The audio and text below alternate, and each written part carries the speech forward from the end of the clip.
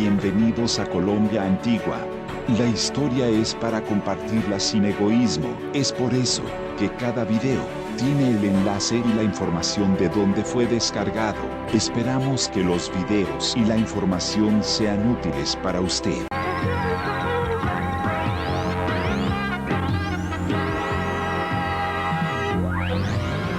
Programar Televisión. Con el patrocinio de Bretaña presenta El Noticiero de las 7.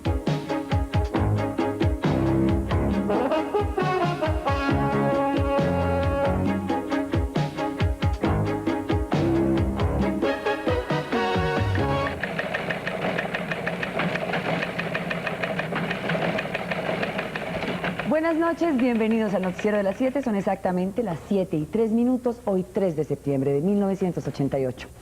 Los representantes de las fuerzas sociales y políticas de nuestro país reaccionaron desde cada punto de vista a la propuesta de paz presentada anoche por el gobierno del presidente Barco Vargas. Hernando Corral y Víctor Javier Solano recogieron las diversas y en algunos casos contradictorias opiniones. Veámoslas aquí.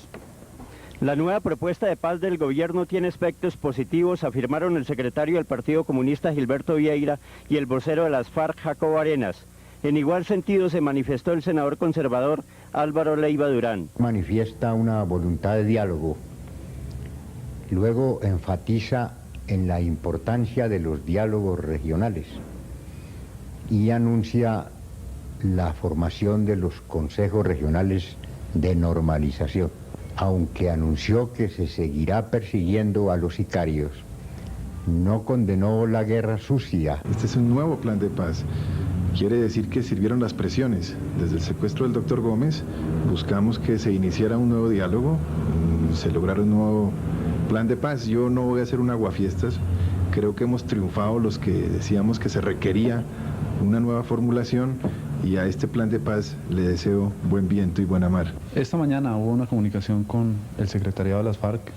Dijeron que iban a analizar la iniciativa de paz, que veían cosas interesantes y que iban a preparar un documento donde se recogería su análisis sobre la iniciativa que presentó anoche el presidente Barco. Hemos recibido la más amplia acogida de dirigentes políticos, gremiales, de trabajadores.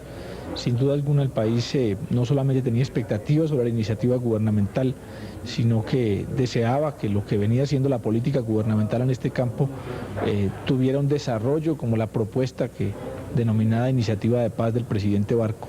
Sin embargo, el expresidente Misael Pastrana y el dirigente de la Unión Patriótica, Bernardo Jaramillo, mostraron sus reservas sobre la propuesta. ¿Cuáles son, según usted, los vicios fundamentales de que adolece este plan de paz? La falta de ese sentido de urgencia, la falta del diálogo, la falta de consulta además con los otros sectores de la opinión, la fragmentación de la paz regionalizándola, los procedimientos señalados que me parece que son sumamente dilatorios, una especie de esos pasos de Semana Santa que no terminan nunca. Parte de la base de que la guerrilla está derrotada. Si tú miras todos y cada uno de los puntos, es como si los insurgentes estuvieran no en un pie de negociar políticamente con el gobierno, sino de rendirse porque ya fueron derrotados política y militarmente. Y cualquiera que tenga tres dedos de frente en este país sabe que eso no es así. También los participantes en el llamado Foro por Colombia en la ciudad de Medellín se pronunciaron sobre los planes de paz de nuestro gobierno. Nuestro enviado especial, Marina Giraldo. Con relación al plan de paz anunciado por el gobierno nacional, algunos asistentes al primer Foro por Colombia opinaron. Es una oportunidad extraordinaria para que si los grupos en armas realmente buscan la paz, como lo dicen públicamente, se acojan a este proceso.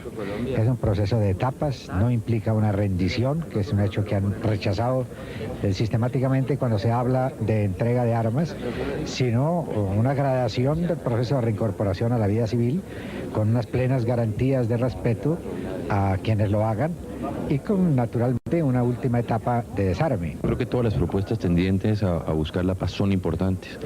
Ya hay una propuesta concreta por parte del gobierno nacional. Ahora aspiramos a que los grupos alzados en armas tengan una respuesta positiva frente a este propósito de buscar la pacificación total de Colombia. Lo que el gobierno ha planteado no es un plan total de paz, que supone muchas herramientas. acciones sociales, económicas, políticas adicionales a lo que expresó el gobierno y acciones que ya está adelantando el gobierno en varios frentes. Lo que el gobierno ha propuesto es un procedimiento para la paz, esa es mi primera impresión. Un nuevo hecho de sangre se produjo hoy en la ciudad de Medellín. El jefe de seguridad de una conocida cadena de almacenes fue asesinado por varios sicarios. En el Castañeda nos envió la información. El mayor retirado del ejército, Jesús Antonio Llano López, jefe de seguridad de los almacenes Éxito de Medellín, fue asesinado esta mañana, minutos después de salir de su casa en el barrio Los Colores. En momentos en que conducía su vehículo, de Dayazo Azul, por la autopista sur, varios hombres que se movilizaban en un automóvil Mazda le dispararon ráfagas de ametralladora.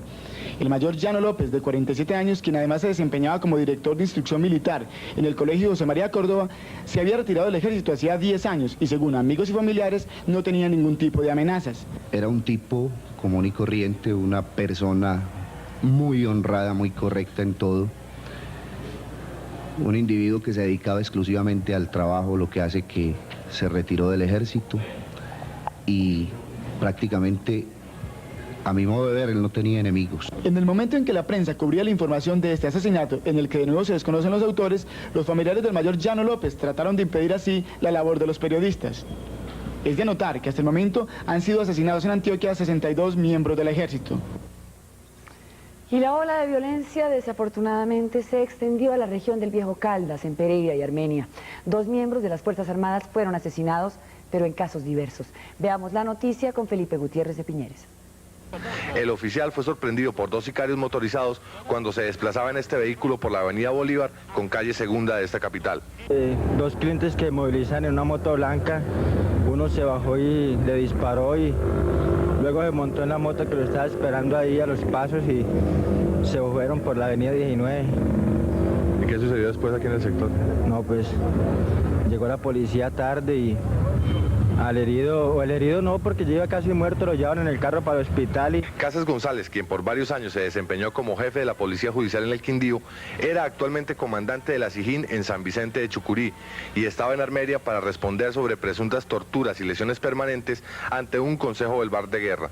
Horas después de su asesinato, el mayor fue sobreseído. El suboficial fue acribillado mientras alquilaba películas de Betamax en un céntrico sector de la ciudad. Pavón, que contaba con 40 años y 20 como efectivo, recibió 12 impactos de pistola 9 milímetros. La policía de Risaralda desplegó inmediatamente un operativo tendiente a localizar a la banda de sicarios. El dispositivo llevó a las autoridades a esta casa del barrio Cuba, donde sostuvieron un intenso enfrentamiento con 10 supuestos sicarios. Los resultados de este enfrentamiento fueron un antisocial muerto y 3 capturados, mientras que el oficial del GOES, Saúl Omar Herrera, resultó herido. El resto de la banda logró huir sin que hasta el momento se conozca su identidad o paradero.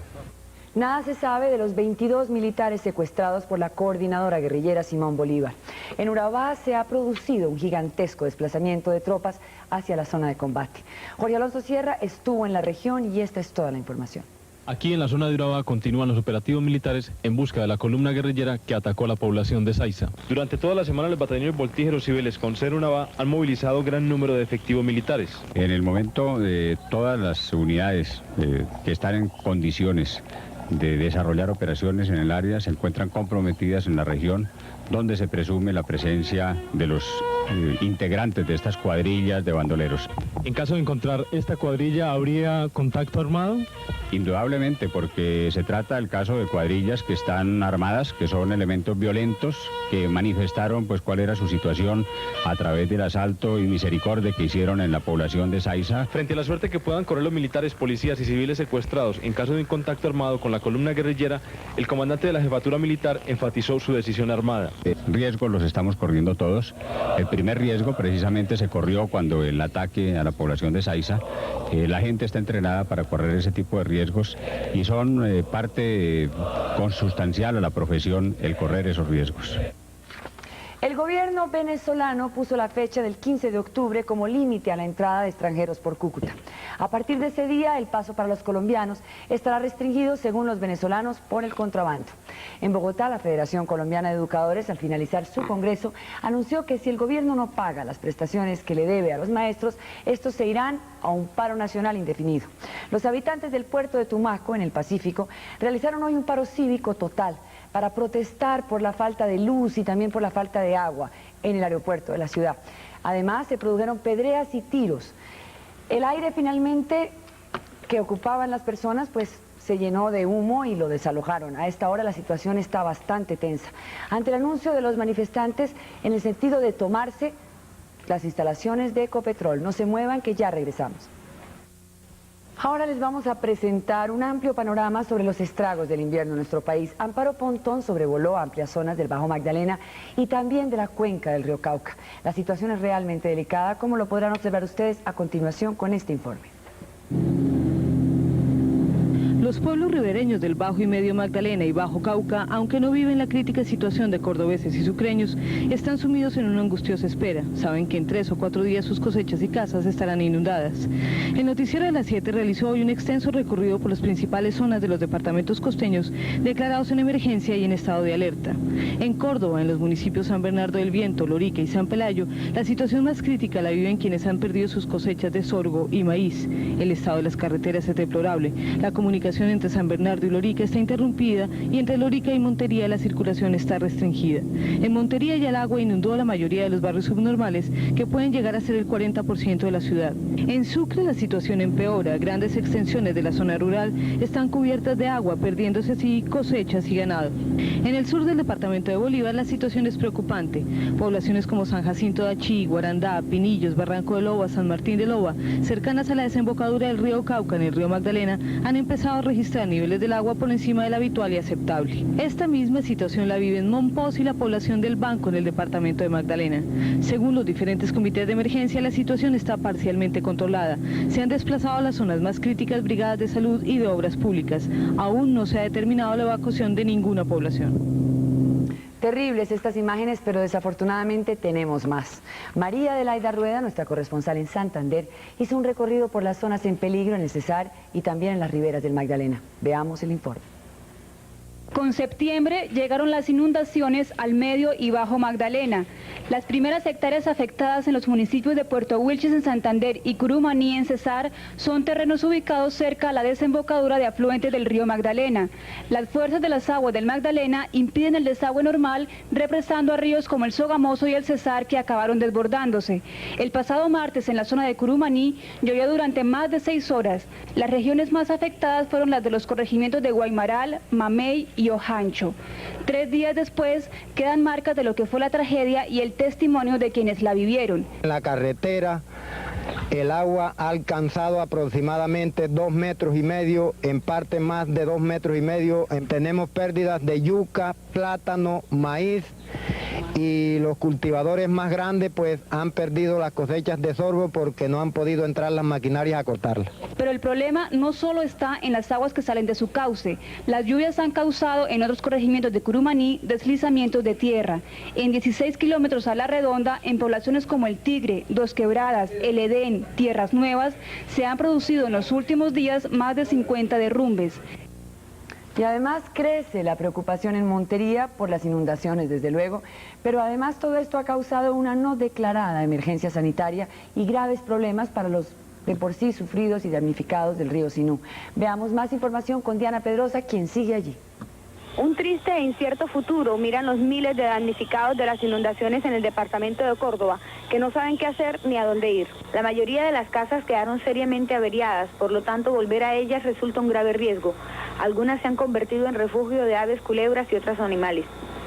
En el caso concreto de los damnificados de Montería, la recomendación es no volver a sus viviendas, ya que los barrios como El Dorado están asentados en terrenos cenagosos. Creo que debemos desgraciadamente aprovechar esta emergencia para evitar en lo sucesivo que se construya una urbanización más en estas zonas pantanosas y dedicarnos a la expansión de viviendas sobre estas zonas altas, sanas y donde sea más económica la construcción de estas obras. Sin embargo, para ejecutar este tipo de programas se requiere de lo que el gobierno nacional aporte, ya sea mediante una emergencia económica o traslados presupuestales, porque el municipio no cuenta con recursos ni puede recibirlos del departamento. ¿Usted para dónde va a coger cuando le toque salir de aquí del albergue? Será para nuestra casa otra vez, con mi mamá. Esperar que el gobierno pues nos solucione el problema para ver para dónde cogemos, porque así no podemos hacer nada. La labor de las distintas entidades para aliviar la situación de estas gentes es continua. la vacunación de animales y la vacunación son puntos claves para evitar el brote de epidemias. Y ahora conéctate al deporte con Pilas Barta. Una gran noticia para Colombia, para la ciudad de Medellín. Guillermo Botero, un joven patinador colombiano, conquistó hoy medalla de plata en el Campeonato del Mundo en Italia, en la prueba de los 1500 metros. Es la primera vez que Colombia obtiene una distinción de esta naturaleza en un certamen orbital. Este muchacho había ganado 4 medallas en los Juegos Nacionales. Asimismo, debemos destacar que Colombia hará el Campeonato del Mundo oficialmente, hoy fue ratificado, de 1990. Ayer también hubo baloncesto semiprofesional. Veamos el resumen de la jornada. Con el paso de los días, el campeonato semiprofesional de baloncesto, tras 5 juegos disputados y 3 más programados para hoy, sigue ganando en interés. Anoche en Bucaramanga, Santander venció 88-76 a Tiburones de Atlántico, y en Medellín, Calipsos de San Andrés sucumbieron 87-76 frente a los Tigres de Antioquia. En el partido de Bucaramanga se destacó el venezolano Iván Olivares, quien contribuyó con cerca de 50 puntos para el triunfo de los anfitriones sobre el equipo costeño, en el cual sobresalió Carlos Mengal. Entre los tiburones ñeros por ahora solo actúa el extranjero Fred Moore, mientras integra Darry Holm. En Medellín, los 2 refuerzos foráneos de Tigres, David Simon y Tom Johnson, han mostrado buen nivel técnico y fueron piezas claves para la victoria. Esta noche en Cali, el quinteto vallecaucano realizará su primera presentación ante los Tigres de Medellín. Los Osos de Bogotá se medirán ante los Tiburones de Atlántico en la capital, mientras en Bucaramanga, Santander recibirá a los Calipsos de San Andrés. Esta mañana en una vistosa ceremonia se inauguraron los Juegos Intercompañías del DAS, un evento que avanzará hasta el día 28 de octubre. Mucha suerte. Y Octavio Mora, en su 4ª entrega sobre los Juegos Olímpicos de Seúl, Corea, nos hablará hoy del deporte básico, el deporte que más personas reúne, el atletismo. El atletismo, disciplina rey entre los deportes olímpicos, se perfila como la mayor atracción en los Juegos de Seúl. 3 de sus mejores exponentes están en inmejorable condición. El marroquí Said Awita, mejor marca mundial en 5000 metros. Harry Butch Reynolds de Estados Unidos, nuevo mejor registro de 400 metros. Y Carl Lewis, cuádruple campeón olímpico también de Estados Unidos. El más veloz del mundo en los 100 metros, Ben Johnson de Canadá, se recupera de una lesión para mostrar su clase en la máxima cita del deporte en Seúl. Butch Reynolds, de 24 años, en un reciente torneo celebrado en Zúrich, batió una de las marcas que en medio de leyenda perduró durante 20 años. Desde los Juegos Olímpicos de México en 1968, Lee Evans logró 43 segundos 86 centésimas. Reynolds la mejoró a 43.29 con la posibilidad de bajarla aún más en las rápidas pistas de Seúl. Capítulo aparte será el duelo que sigue vigente entre los atletas más rápidos del mundo, Ben Johnson y Carl Lewis. En los campeonatos mundiales de Roma, Johnson venció claramente a su rival, pero en el torneo de Zúrich hace unas semanas la victoria le sonrió a Lewis, pero con el atenuante para el canadiense de que aún no se había recuperado completamente de una lesión sufrida en febrero pasado. Johnson volvió a perder en Alemania con Calvin Smith y tras esos 2 terceros puestos decidió retirarse a su país para estar a punto en Seúl, donde se verá nuevamente ante Lewis y, por qué no, con nuevas marcas mundiales. Finalmente el marroquí Said Awita, especialista en 5000 metros y poseedor de la marca mundial, aquí con uniforme amarillo, se atrevió a correr en los 800 metros en un festival celebrado en los últimos días en Colonia, Alemania, y derrotó a los brasileños Cruz y Barbosa, privilegiados en esta distancia, demostrando a Awita ser hoy por hoy uno de los atletas más completos del mundo. 2 noticias confirmadas hoy. Óscar Alfonso cesó como técnico del Sporting. Le va a reemplazar un argentino, Zuccarelli, quien debe arribar el día lunes. Y para Millonarios hoy, el padre del futbolista Sergio Goycochea confirmó que ya arregló, viene a préstamo a Millonarios por 1 año y arribará el próximo día jueves a Colombia. Suerte pues para Millonarios con esta nueva incorporación. María Luisa Mejía, que no siempre está en deportes, pero que a veces nos acompaña, nos ha preparado un potpourri internacional con automovilismo y esquí a pie limpio. El drag racing surgió en los Estados Unidos a finales de la década de los 40 cuando los chachos de las pandillas juveniles enemigas se enfrentaban en sus coches último modelo para demostrar ante sus chicas quién era más macho. Más tarde se le agregaron reglas y se llegó a las pistas. El principio fundamental ha permanecido inmodificable. 2 vehículos se sitúan uno al lado del otro frente a un semáforo modificado. Al encenderse la luz verde, los coches arrancan y el primero en cruzar la barrera del 1/8 de milla es el ganador. El deporte llegó a Europa en los años 60 y a él se sumaron las motos. En la pista de Fórmula 1 de Hockenheim, Alemania Federal, autos con motores envenenados hasta de 3000 caballos de fuerza y motos con 600 caballos midieron sus fuerzas. Y en Davos, Suiza, la belleza del paisaje de verano hizo que 1.700 atletas inventaran la disculpa de la maratón alpina para poder recorrer sus bosques. El alemán Karl Doll fue el primero en cubrir los 67 kilómetros en un tiempo récord de 5 horas y 12 minutos. Por último, el esquí acuático sin esquí. Ese deporte inventado por accidente por un norteamericano que, pese a haber perdido sus esquís, se mantuvo a flote. A una velocidad de 70 kilómetros por hora, la alemana Stefanie Hellmann ha comprobado que cualquier parte del cuerpo es buena para deslizarse. Y hoy Fabio Parra quedó entre los 10 de la semana catalana. Y hasta aquí la potencia del deporte, Pilar. Fíjese que María Luisa Mejía debería hacer cada vez más deportes. Claro. Nos trae cosas muy agradables y muy divertidas. Profesor Arango, yo creo que usted nos va a tener muy buenas noticias para el fin de semana. Va a dejar de llover muchísimo. Se fue la luna, pero llegó el sol, ¿o no? Sí, realmente ha disminuido la lluvia en todo el país. Los días siguientes serán como el de hoy. Solecito en la mañana y pequeñas lluvias en la tarde. Con el patrocinio de Tejas Plásticas Superplast. Miremos lo que nos trajo el satélite el día de hoy. Nació Divi, un huracán bastante fuerte, de muy poca extensión, pero que va a causar algunos destrozos en la costa de México. Aquí se ve, tiene vientos máximos de 160 kilómetros por hora y penetrará el día de mañana. En Colombia, por la tarde se presentaron algunos núcleos de lluviosidad en el Bajo y Medio Magdalena y en la costa atlántica. También llovió algo en Antioquia. Mañana y durante el fin de semana el día será parcialmente soleado en la mayor parte del norte del país y en la costa pacífica principalmente. Habrá algunas lluvias, sin embargo muy ligeras en la mañana en la Sierra Nevada, el Bajo y el Medio Magdalena y la zona de Antioquia, Risaralda, Caldas y las islas de San Andrés y Providencia principalmente. Durante la tarde caerán fuertes lluvias con tormentas eléctricas en la mayor parte del norte, centro y sur de la costa atlántica. La zona cafetera tendrá lluvias muy ligeras. En Antioquia habrá tormentas eléctricas, en la zona cafetera también lloverá con mucha intensidad. Las principales ciudades del país tendrán este estado de tiempo. Valledupar, cielo cubierto con lluvias a diferentes horas. Barranquilla, predominio del buen tiempo. Medellín, algunas lluvias en horas de la tarde. Cali, buen tiempo. Y Bogotá, lluvias muy ligeras a diferentes horas con algunas horas de sol. Ya regresamos. Llegó el fin de semana y, como siempre, la guía de la rumba y el ocio con el patrocinio de Alka-Seltzer.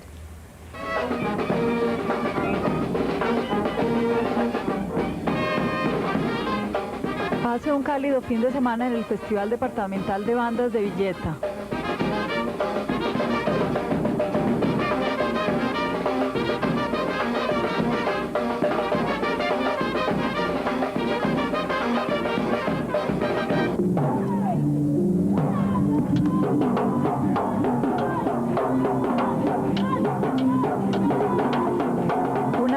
Como todos los años, la cita es en Manizales, donde el teatro se tomará calles y salas durante una semana.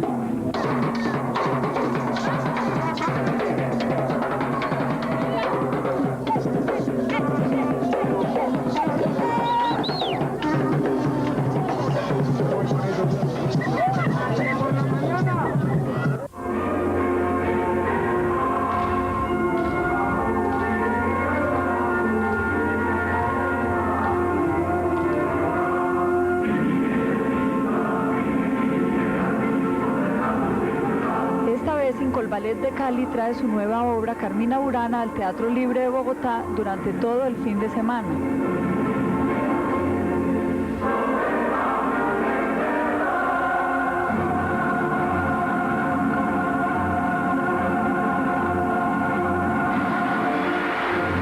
Pasando al campo internacional, les contamos que 6 personas murieron y 10 resultaron heridas al salirse de la vía un tren de pasajeros entre Corinto y Atenas, en Grecia. Más noticias del mundo con nuestra periodista María Luisa Mejía.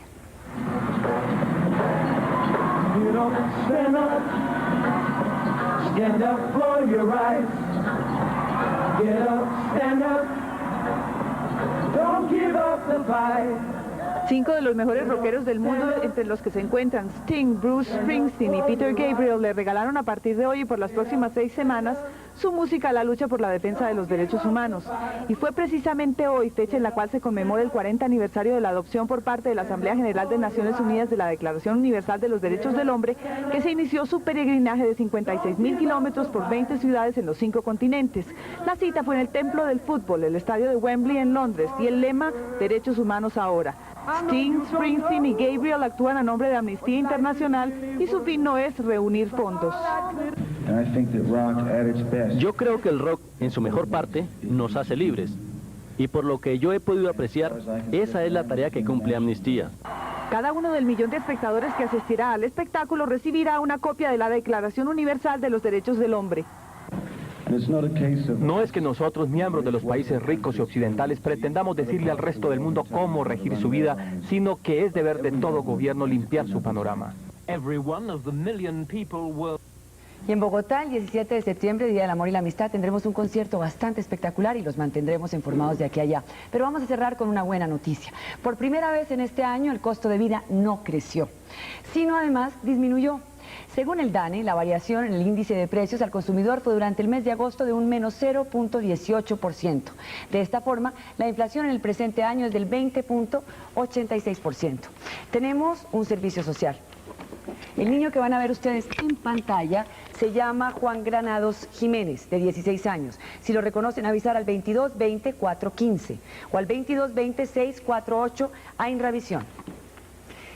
Gracias como siempre, feliz fin de semana, buen descanso y nos vemos el lunes a las 7 en punto por la segunda cadena, la de las noticias. Buenas noches.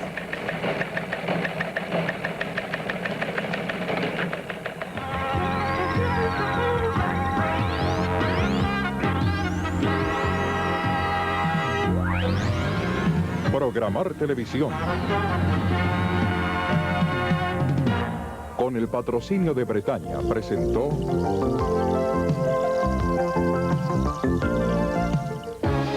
El Noticiero de las 7.